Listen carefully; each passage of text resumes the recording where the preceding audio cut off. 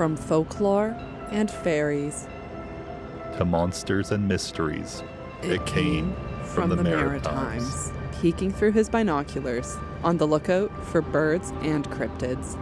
Please welcome my co-host, Evan. She might be the reason local livestock are vanishing. My co-host, Chelsea. Hello everyone, and welcome to It Came From The Maritimes. Today's topic is the curious case of the Crousetown Canary and assorted associated avian anomalies. While the main topic of this episode is fairly tame, I will give a warning that later in the episode I will briefly be discussing folklore related to death, war, and the Chernobyl disaster. That sounds like a wild range of topics, and I am very intrigued. Thank you. So, this episode, I found it interesting. I saw Crousetown Canary, and I'm a bit of a bird watcher myself, and I've actually, with the Nova Scotia Bird Association, have gone on a birding field trip to Crousetown specifically. So I was kind of wondering what was going on there, because no one ever brought this being up. So when Evan told me he wanted to tell this little piece of Nova Scotia folklore for one of our early episodes, I was intrigued by the story, but the way Evan is afraid of ghost stories, I am terrified of birds. It is a very irrational fear, but this story just terrifies me in a way that stories of the supernatural rarely do, so I'm excited to dive into it. This story begins in August 2008. Miles Refuse was walking home from church in his community of Crousetown, Nova Scotia. Crousetown is a small rural area on the South Shore, not far from Bridgewater. 80 years old at the time, he was going at a leisurely pace with his jacket off and slung over his shoulder. As he was walking, he heard a rustling in the nearby woods on the side of the dirt road. Suddenly, out burst a bird that he described as black as coal under the ground and stood nearly 2 feet tall and just as wide. It was described as having a 5-foot wingspan. He said that it was mean and possibly hungry, thinking that it may have wanted to eat him. It was trying to attack him and half opening and closing its wings while letting out what he described as a big, howling roar. He managed to hold it off by swatting at it with his jacket, and then as suddenly as it appeared, it veered off and ran away as if scared. Miles never saw the bird again, but said that he started carrying a big stick on his walks. So, it was a bird attack. With some of these, with the cases of the Crousetown Canary, I will say the people who have seen it are older people and might not have the best vision, so I can't fully trust what they're seeing necessarily, but it does sound like they're just being attacked by birds. Nothing major has happened, but it would be pretty startling, I imagine, for you especially. Oh my gosh, being attacked by any bird, like honestly, if a chickadee flies in front of me and I'm not expecting it, I get a little startled. So if a bird with a 5-foot wingspan came at me, I would be petrified. I could honestly fill an entire podcast alone, probably just with stories of weird bird encounters I had, like with Canada geese or with grouse and pheasants. So I feel for these people. If there was a giant bird coming at me, I don't know what I'd do. The other thing I'll say is, it's described as a big bird, but 5-foot wingspan isn't the largest span of birds. For example, an eagle will often have a wingspan of 6 feet, or albatross will have a wingspan of about 9 feet. But for something that's just running on the ground, that is a pretty big bird. So now I'm going to go over to the other reported case, which was by a woman named Goldie Stewart. The 73-year-old was in her yard hanging her laundry to dry when what she described as the biggest black bird swooped down so close that she felt the wind beating from its wings.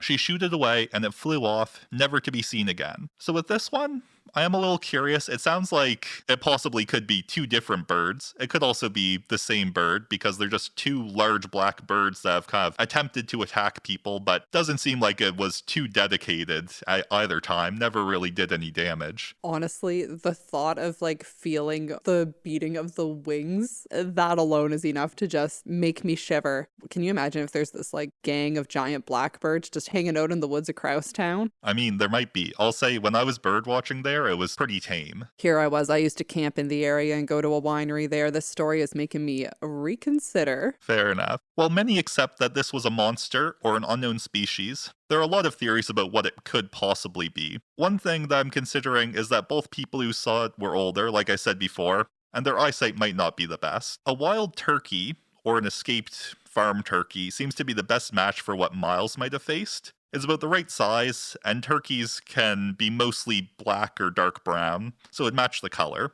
They can actually fly, but they tend to stay on the ground, and have been seen to be aggressive in ways similar to the bird in Miles' story. So I do actually have a story about like a wild turkey. Well, it wasn't wild because it was in a pen. When my friend and I were at the Shuby Wildlife Reserve when we were kids, she was actually attacked by a turkey there. Like it had its wings up. It was like, she was small. We were only 5 years old. It was like a school trip or something. And its wings were almost like engulfing her. And luckily her dad was one of the chaperones that day. But he had to run at this turkey and he was holding his foot in front of him to try to chase it off. And the turkey just kept beating his foot. Oh yeah, honestly, in preparation for this episode, I watched a lot of videos of turkeys just running after people, and they're ready to fight. That's it. I'm not feeling so bad about Thanksgiving dinner anymore. The one thing that holds back the description of a turkey for me is that Miles described it as having a big howling roar, which to me doesn't quite match a turkey's gobbling. I might try to get a recording of a turkey gobbling sound to compare, but I wouldn't say it's a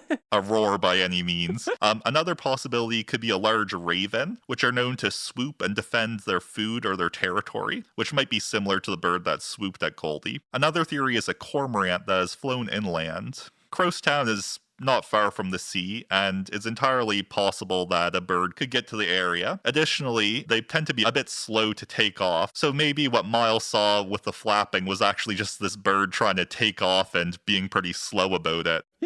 And could have also been what Goldie was experiencing, just a bird trying to flap and get up in the air and then just not reaching enough height before it got over her head. Just struggling. Also, if you listen to the noise that cormorant makes, it tends to be, I'd say, of the ones mentioned, the closest to a roar, but still kind of a far cry in my opinion. Other theories with birds are a northern goshawk, but they tend to be more white, and others have said a black vulture, which is about the right size, and have been seen to attack people in the past and even known to bite people, which could describe what Miles saw as the bird trying to eat him. The other theory that I personally came up with that wasn't seen was an immature bald eagle, which tend to be dark all over before they get their white head, and it would be about the right size. Though with eagles, they tend to have more of a shriek than a roaring sound. So, Evan, since you've done some bird watching in Crousetown, what type of species have you personally seen there? So when I was there, it was mostly kind of warblers, small birds, birds that would fit in the palm of your hand, really. We went all over the area, and I'd say the biggest thing we saw was some geese, which I guess depending, a goose could also be a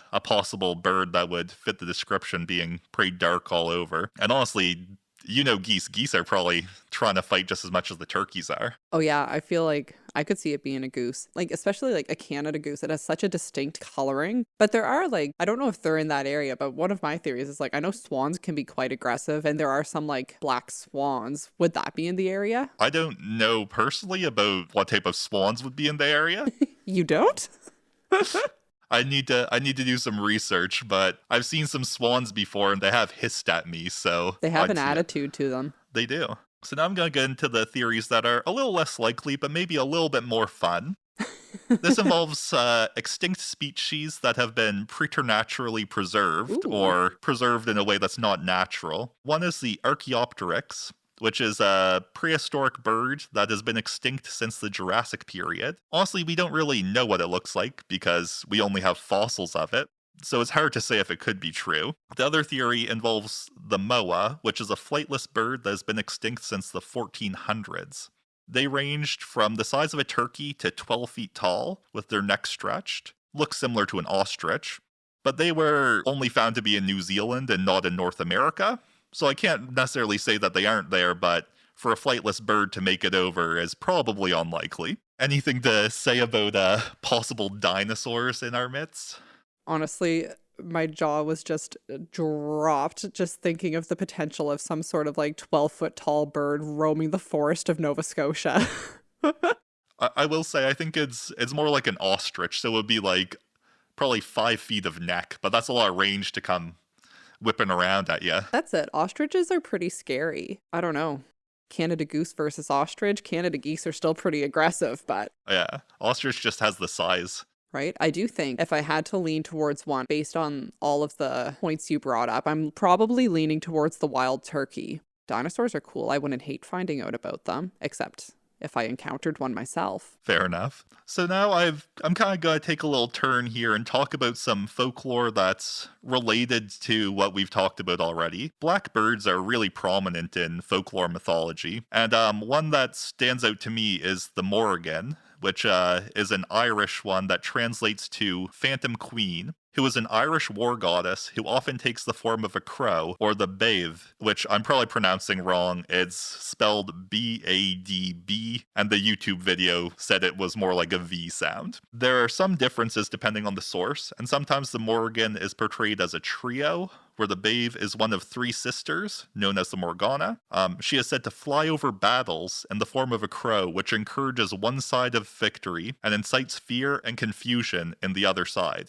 She is also seen as a harbinger of doom, known to foreshadow carnage or the death of a notable person. Now, I don't think that's what's happening in Crousetown. It's a pretty slow area, so maybe not. Another one that is seen is in Greek and many other cultures, there are psychopomps, which are known to help guide the souls of the recently dead to the afterlife, and they are frequently seen to appear as ravens, crows, vultures, and other birds. So maybe it was just in the area helping someone else out and got a little lost. And then my final one here is the Blackbird of Chernobyl, which in the days leading to the Chernobyl disaster, workers in the control room reported seeing a monster circling over the power plant. It was described as a black, headless humanoid creature with glowing red eyes and wings that span 20 feet. It was compared to the Mothman in many ways, including how it's seen as a herald of doom in some cases. The only others who reported seeing it were rescue workers during the disaster and radiation cleanup workers who later died, and those who saw it have been said to have terrifying dreams. So that last one also seems a little too large with its 20-foot wingspan, but is an interesting one nonetheless. Honestly, maybe Mothman was just a giant blackbird. And maybe there's just a little Mothman baby that was coming to visit Crousetown. You never know. I mean, it's not like there's like passports needed when you're able to fly and keep to the woods, so. I was saying, what, Mothman's in like West Virginia? Is that it? Or somewhere in the States. Like East Coast area, so Yeah. it wouldn't be that far to get up here. You know, a little baby Mothman just hanging out. That's it. Very possible. Yeah, I do find it interesting just how prominent it does seem in folklore that blackbirds are kind of a premonition of doom. In one of Helen Creighton's books, Blue Nose Magic, she has just these giant lists of folklore people shared with her when she was looking for stories over the years. There was probably an entire page that was just people saying, if you see a blackbird, it's a sign of your death. If you see a blackbird on your way to the mines, it's a sign the mine's going to have something devastating happen. If you see a blackbird when you start a sea voyage, the ship is doomed. It's so consistent. To me, it makes sense that blackbirds are associated with these things just because a lot of carrion birds or birds that will eat the dead are crows and vultures are blackbirds. So it's probably just kind of, you see one thing and you put it all together and then the folklore passes down once you do have a better understanding. And it's one of those things, like, I love crows and ravens, but they're pretty intense. I know my husband told me a story about when he first moved into our house. He saw a raven swoop down, pick up a snake, literally stare him in the eye and bite the head off the snake. Jeez, that's right. Intense. So it's like they're pretty metal, like when you think of it.